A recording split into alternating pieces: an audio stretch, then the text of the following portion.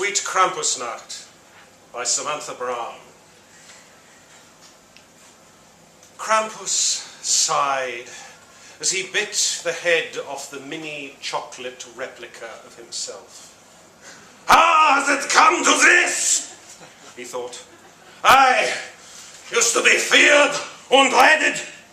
People were terrified of me.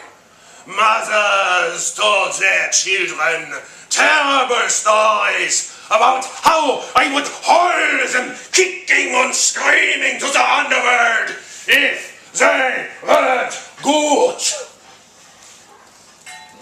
For years, the stories had been suppressed. First by the Catholic Church, and then by the fascists, as the tales were believed to be too frightening, too horrifying to be heard.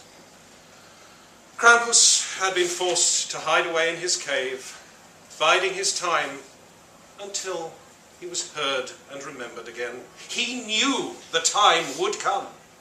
Stories of demons and devils and bogeymen were never forgotten for long.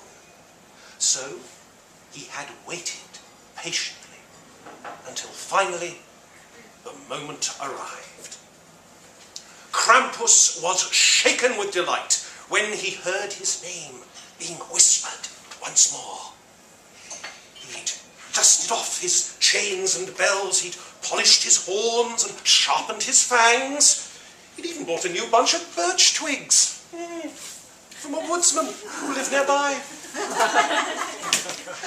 Krampus could hardly contain his excitement when the whispers became louder and louder until they turned into shouts, which hurt his ears and set his fangs on edge. But somehow or other, he'd managed to control himself and keep his emotions in check. That was until tonight, Krampusnacht. As the sun slipped away over the horizon, Krampus had rushed out of his cave with a deafening roar. Ah! Whipping and thrashing his chains and bells around and around his head with a ferocity that not even he knew he possessed.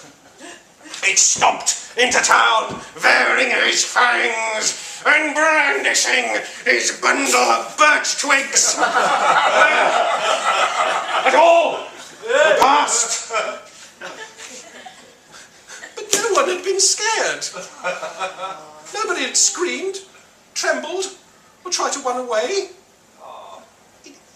Instead, they had laughed, pointed, and taken photos of him with their phones.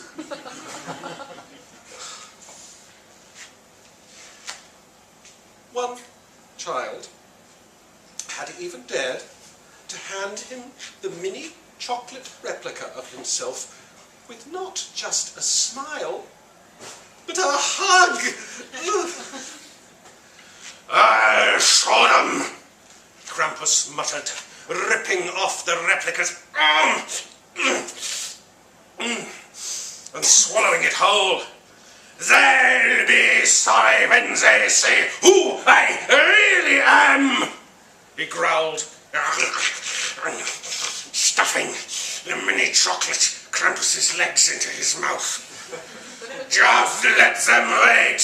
I'll make sure they never sleep soundly in their